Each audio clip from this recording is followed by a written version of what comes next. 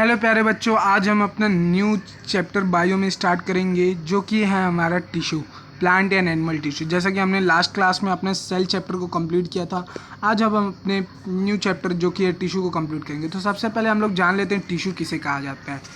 Tissue is a group of cell which have similar structure, perform the same function and have common origin.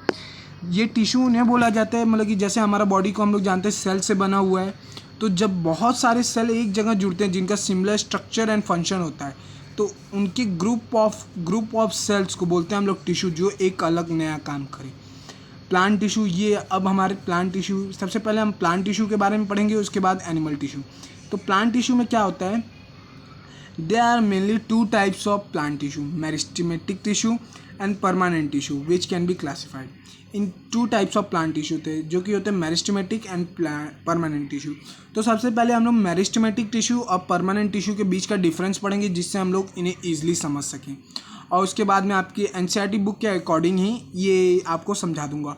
और बच्चों, मेरा theme ये है कि आपको समझाने से पहले मैं आपको ये चार्ट इसलिए दिखा रहा हूँ क्योंकि अगर हम इस चार्ट के फॉर्म में अगर कुछ पढ़ेंगे तो हमें ईजिली याद हो जाता है। तो सबसे पहले मेरिस्टेमेटिक टिश्यू क्या होता है, परमानेंट टिश्यू क्या होता है। मेरिस्टेमेटिक टिश्यू वो होते हैं जिनके पास सेल डिवीज़न की कैपेसिटी है। अब मान लीजिए मेरा एक फिंगर के पास यहाँ पे मसल होगा, मसल भी एक टाइप के टिश्यू होते हैं। तो जब वो टिश्यू बढ़ते जा रहे हैं, यानी मेरा मसल धीरे धीरे ग्रोथ हो रहा है, मसल ग्रोथ हो रहा है, उन टाइप के टिश्यूज़ को बोलेंगे हम लोग मेरिस्टेमेटिक टिश्यू, जो कि प्लांट में होते हैं।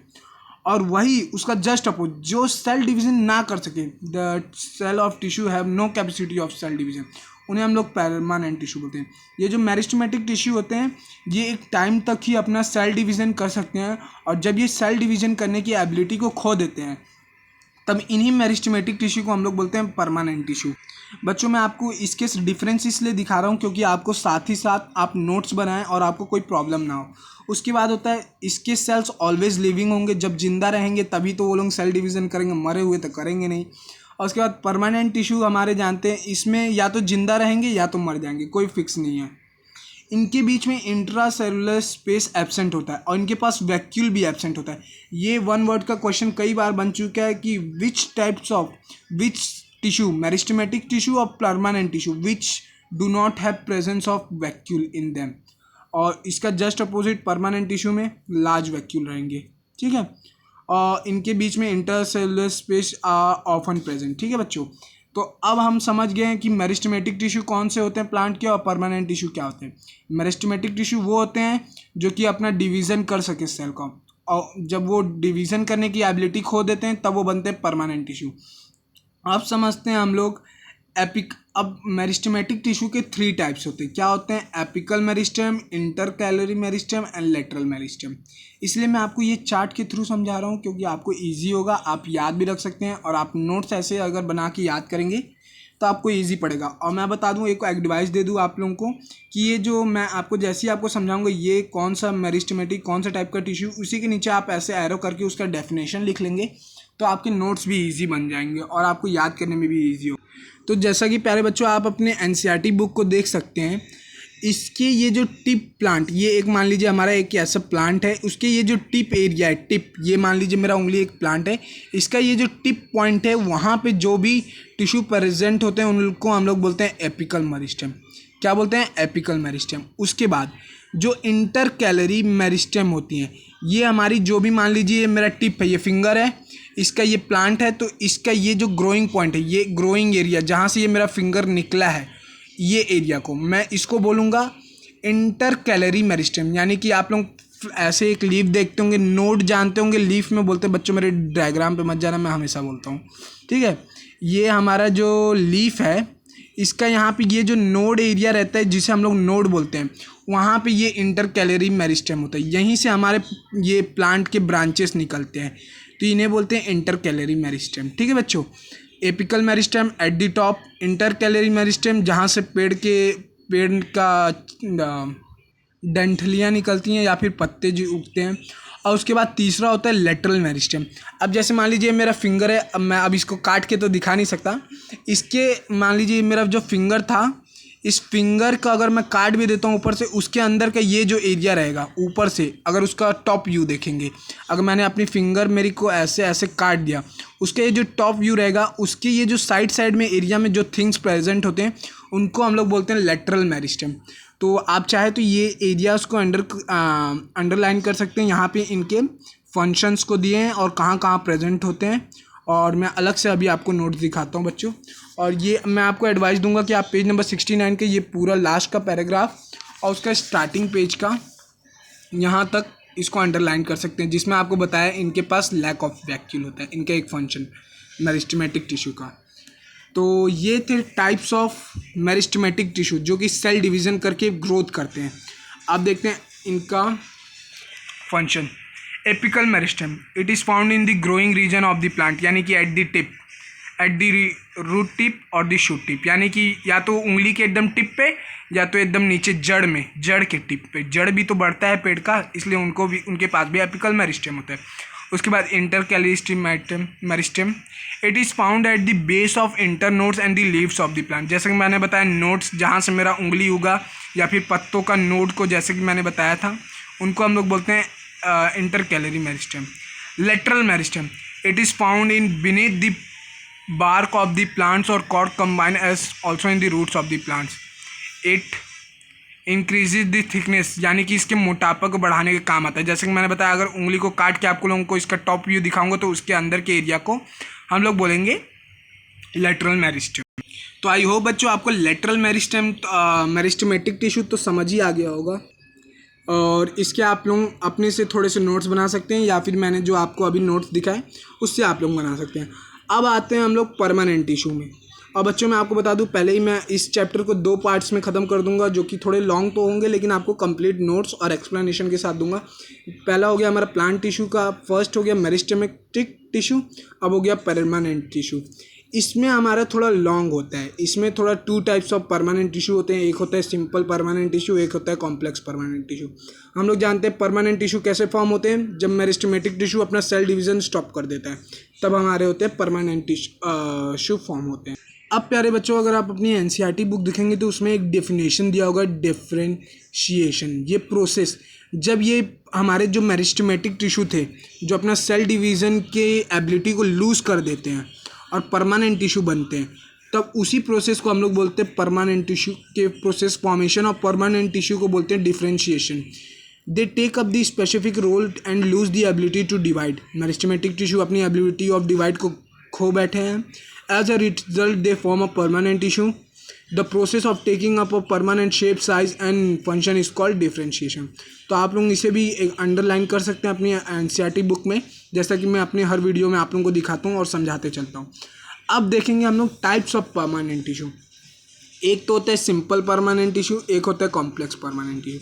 तो सिंपल परमानेंट टिश्यू किस काम में आता है, तो ये इसे भी मैं आपको आपकी एनसीईआरटी बुक से दिखा देता हूँ। Simple permanent tissue, a few layers of cell form the basic packaging tissue. This tissue is parenchyma, a type of permanent tissue. अब देखेंगे एक सेल के ऊपर ऐसे सेल जब जुड़ते जाते हैं तो ये एक स्टोरेज या फिर पैकेजिंग सेंटर जैसा फॉर्म कर लेते हैं। इन्हीं को हम लोग बोलते हैं सिंपल परमानेंट टिश्यू, और इसको नाम क्या दे दिए, अब इसको हम लोग बोल दिए पैरेन्काइमा। अब ये पैरेन्काइमा जो होता है ना हमारा, ये पैरेन्काइमा भी 2 टाइप का होता है। एक होता है हमारा क्लोरेन्काइमा, एक होता है हमारा एरेन्काइमा। ठीक है, तो देखिए पहला हमारा था पैरेन्काइमा। पैरेन्काइमा के भी हमारे 2 टाइप्स होते हैं। क्या होते हैं? 2 types, first type and second type, जो कि आपकी एनसीईआरटी बुक में सब दिया है। मैं अंडरलाइन करा देता हूँ इसको भी। दिस टिश्यूज प्रोवाइड्स, देखिए क्लोरेन्काइमा, क्लोरोफिल आप लोग जानते हैं ना, क्लोरोफिल जिनके पास फोटोसिंथेसिस करने की एबिलिटी होती है, तो उसी को। This types of provide supply plants and also store food. In this situation it contain chlorophyll, perform photosynthesis and then it is called क्लोरेन्काइमा।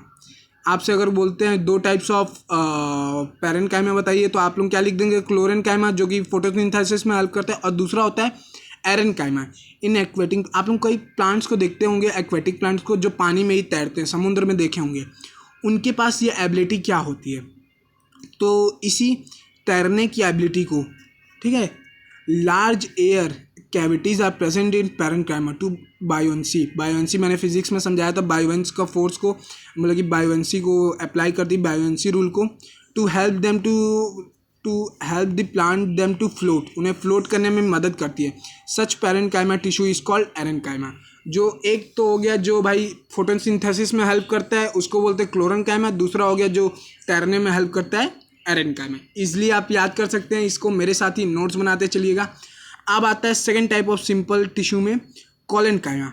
ये कॉलेनकाइमा आप लोग देखते होंगे कि कई बार आप आम का लकड़ी तोड़ने जाते हैं हवन ववन के लिए, तो आप लोग देखेंगे उसका जब आप ऐसे डंठल को तोड़ेंगे तो वो थोड़ा फ्लेक्सिबल रहता है, उसी के साथ मुड़ते जाता है।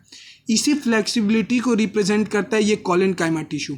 देखिए दी पैरेन्काइमा आप लोग नेक्स्ट पेज में आ सकते हैं, पेज नंबर 71।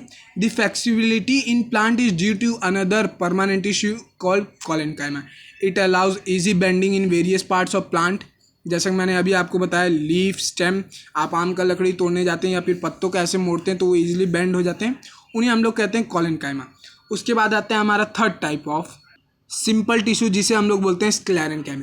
स्क्लेरेन्काइमा होता है वो टाइप ऑफ टिश्यू बच्चों, जैसे कि आप लोग देखते होंगे कई बार, तो आप लोग जैसे कोकोनट ले लीजिए, उसके बाहर का वो जो एरिया होता है, मतलब कि कोकोनट के बाहर का शेल, वो बहुत ही हार्ड होता है। ऐसा क्यों होता है? क्योंकि वहाँ पे डेड सेल होते हैं। स्क्लेरेन्काइमा ऑफ टिश्यू होते हैं। इसे भी मैं आपको एनसीईआरटी बुक से समझा देता हूँ, देखते हैं। Another type of permanent tissue is called sclerenchyma. It is the tissue which makes the plant hard and stuff. उसकी प्रॉपर्टी बताए, बहुत ही हार्ड बना देता है। कोकोनट की आउटर सेल को आप लोग देखते हैं बहुत हार्ड होता है, ठीक है। It is made of sclerenchymatous tissue. This tissue of are dead, जैसे कि मैंने बताया इसके टिश्यू डेड होते हैं, और हमने इसके प्रॉपर्टी में भी पढ़ा था, हैविंग सेल्स में भी लिविंग और नॉन लिविंग। तो ये हो गया भाई पैरेन्काइमा, कॉलेनकाइमा में लिविंग, स्क्लेरेन्काइमा में नॉन लिविंग। अब बच्चों ये जो मतलब कि हमारा जो अब ये जो सेल्स हमारे डेड तो हमारे बॉडी में भी होते हैं, तो हमारी बॉडी को इतना हार्ड क्यों नहीं बता देते? तो जब ये जो सेल्स डेड हो जाते हैं, दे फॉर्म दी, मतलब कि एक अलग टाइप का वो केमिकल को रिलीज़ करते हैं, जिससे उनका एक सीमेंट टाइप का इसी आउटर सेल को फॉर्म करते हैं, जिसे हम लोग बोलते हैं लिग्नाइन। कई बार पूछते हैं व्हाट इज लिग्नाइन, तो आप लोग लिख सकते हैं a chemical substance which act as this cement and hardens in which provide harden property to sclerenchyma is called lignin. तो ये हो गए हमारे 3 टाइप्स ऑफ सिंपल टिश्यू। सबसे पहला पैरेन्काइमा जो पैकेजिंग के सेंटर में हेल्प करता है, जिसके 2 टाइप्स होते हैं, क्लोरेन्काइमा एंड एरेन्काइमा। आप लोग नोट्स बनाते चलिएगा, मैं आपको बताते चल रहा हूँ। कॉलेनकाइमा जिसके पास फ्लेक्सिबिलिटी होता है, स्क्लेरेन्काइमा जो बहुत हार्ड होता है, कोकोनट। एग्जाम्पल इसमें आप लोग कोकोनट लीजिएगा, यहाँ पे स्टेम्स ऑफ लीफ लिख लीजिएगा, और यहाँ पे फोटोसिंथेसिस और एरेन्काइमा प्रोसेस से याद रखिएगा। तो यहाँ तक का तो हमारा टॉपिक क्लियर हो गया, मैं समझ रहा हूँ बच्चों। अगर आप लोग मेरे साथ नोट्स बनाते चल रहे होंगे तो आप लोगों को तो प्लांट टिश्यू इतना क्लियर हो गया। अब लास्ट टॉपिक आता है complex permanent tissue. Complex permanent tissue से पहले ही आपके जो एनसीईआरटी बुक है, क्योंकि हम लोग एनसीईआरटी बुक के अकॉर्डिंग ही पढ़ रहे हैं, तो मैं आपको नोट्स भी बनवाते चल रहा हूँ, उसके साथ उसमें हम लोग समझ रहे हैं, नोट्स भी बना रहे हैं अपना खुद से भी। तो उसमें हमारे जो एनसीईआरटी बुक है, इसमें हमें टाइप्स ऑफ एपिडर्मिस दिया है। अभी एपिडर्मिस क्या होता है सर, आप इतना अच्छा समझा रहे हो, काहे इसको फालतू में ला रहे हो, इतना अच्छा समझा रहे हो, काहे ला रहे हो? तो देखो बच्चों, समझना तो ज़रूरी है, सब चीज़ एनसीईआरटी में दिया है, इसका एक एक लाइन इंपॉर्टेंट होता है। तो आप लोग देखते होंगे जो लीफ होता है, आप लोगों का लीफ का ऐसे सरफेस होता है, उसमें अगर आपने इस टमाटर का कभी 3D इमेज देखा होगा, तो उसके ऊपर ऐसे ये गार्ड सेल लगे होते हैं, ऐसे ये गार्ड बीन के शेप का रहता है, जो कि एयर को एक्सचेंज करने में हेल्प करता है। जब टमाटर के अंदर हवा की ज़रूरत पड़ती है ना, तो वो ऐसे नहीं चेंज करता है, हवा की ज़रूरत पड़ती है तो उसके नीचे के एरिया फूलते जाता है, जिसके कारण ये ऐसे गार्ड सेल ओपन हो जाता है, और जब हवा की ज़रूरत नहीं होती चेंज करने के टाइम, ऐसे ये बंद हो जाता है। तो आप बोलोगे सर ये तो गार्ड सेल हो गया, लेकिन एपिडर्मिस का क्या मतलब हुआ है? तो इसी के ये जो सराउंडिंग में ये जो एरिया होता है ना, इसे बोलते हैं एपिडर्मल सेल। तो ये एपिडर्मल होता है ना, ये एक स्पेशल एबिलिटी रखता है कि प्लांट्स पानी को ना छोड़े। आप लोग डेजर्ट प्लांट देखते होंगे, वो लोग पानी थोड़ा सा भी वो नहीं करते हैं, ट्रांसपिट इवापोरेशन प्रोसेस में नहीं देते हैं। तो इन्हीं को बोलते हैं हम लोग एपिडर्मिस, जो कि प्लांट को वाटर रेजिस्ट करने से, वाटर छोड़ने से थोड़ा उनको प्रोटेक्शन के लिए बचा के रखें, उसे बोलते हैं एपिडर्मिस। एपिडर्मिस में be thicker since provide again since protection against water loss in critical conditions, ठीक है। और ये जो एपिडर्मिस होता है वो पानी के रेजिस्टेंस को लॉस करने के साथ साथ वो हमें पैरासाइटिक लाइक फंगिस से प्रोटेक्शन में हेल्प करता है। तो इसके दो फंक्शन हो गए एपिडर्मिस के भी, एक ये हमें पानी बचाने के काम आता है प्लांट को, डेजर्ट प्लांट्स के लिए, और दूसरा ये हमें फंगिस से भी प्रोटेक्शन देता है। इसी के साथ साथ हमें स्टोमाटा का भी दो फंक्शन हो गया। सबसे पहला स्टोमाटा में फोटोसिंथेसिस के साइन गैसेस को एक्सचेंज करने में हेल्प करता है और ट्रांसपीरेशन प्रोसेस में। अब आता है उसके बाद लास्ट। अब आप लोग देखते होंगे, बोलेंगे सर इतना सब पढ़ा दिए तो पेड़ का छाल क्या होता है इसको भी बता दीजिए। तो पेड़ का छाल बच्चों हम लोग जानते हैं वो तो डेड सेल से बना होता है। तो अब ये डेड सेल हमारे किस तरह से मदद करते हैं, तो इसका भी फंक्शन हमारे एनसीईआरटी बुक्स में दिया है। Cells cork are dead and compactly arrange without intercellular space. बिना स्पेस के लोग अरेंज होते हैं और उसके बाद ये लोग डेड होते हैं। हम लोग तो जानते ही हैं, रॉबर्ट हुक ने जब डेड एक कॉर्क का लिया था एग्जांपल, मतलब कि उसका माइक्रोस्कोप से अंडरस्टैंडिंग किया था, तो उसमें भी डेड सेल ही उसको दिखे थे।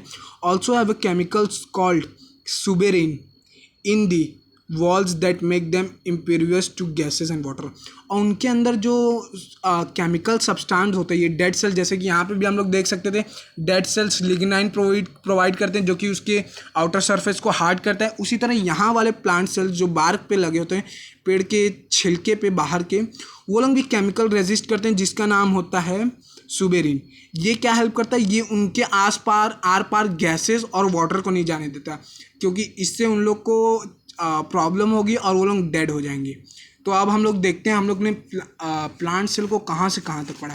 सबसे पहले तो प्लांट सेल के ऊपर से नीचे तक ले पढ़ लिए, उसके बाद पढ़े परमानेंट में पढ़ लिए। परमानेंट में क्या होता है, photosynthesis, chlorenchyma, aerenchyma, sclerenchyma types of पढ़े।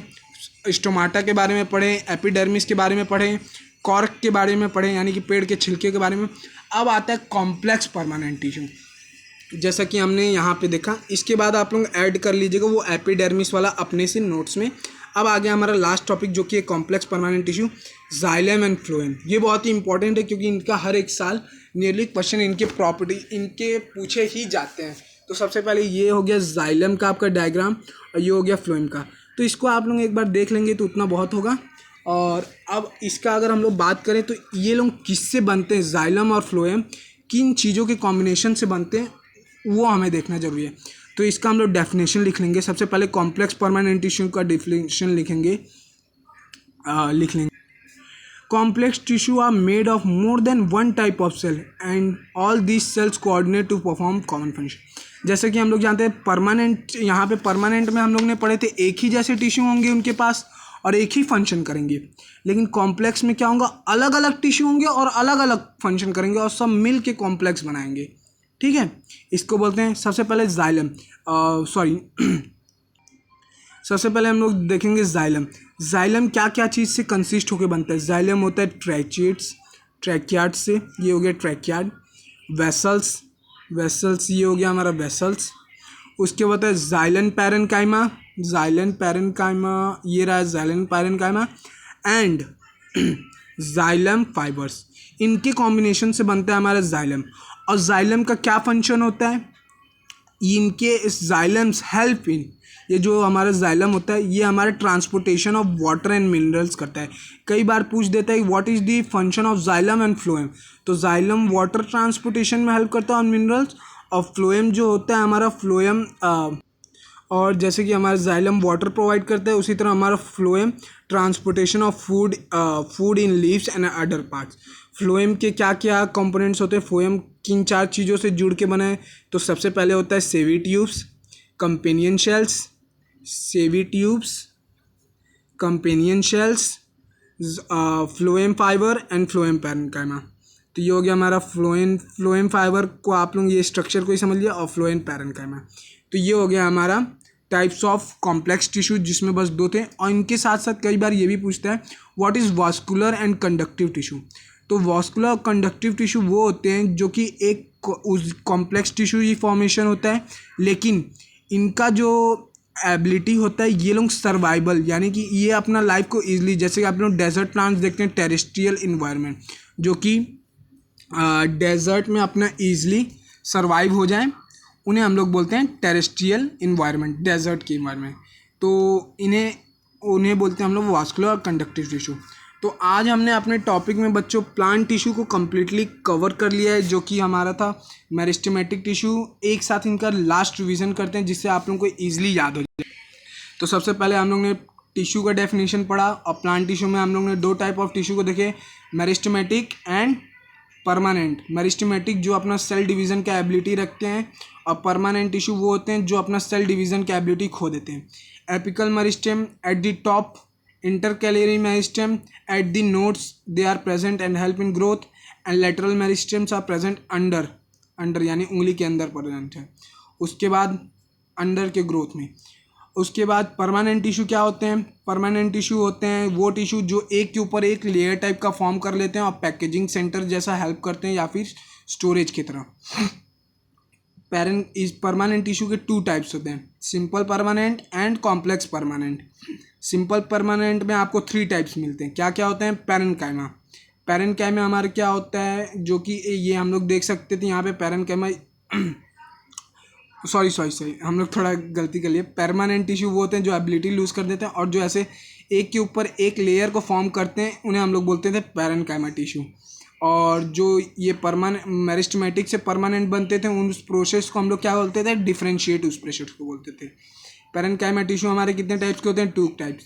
एक होता है क्लोरेन्काइमा, एक होता है एरेन्काइमा। क्लोरेन्काइमा फोटोसिंथेसिस में हेल्प करता है, एरेन्काइमा फ्लोटिंग यानी कि पानी के ऊपर तैरने में।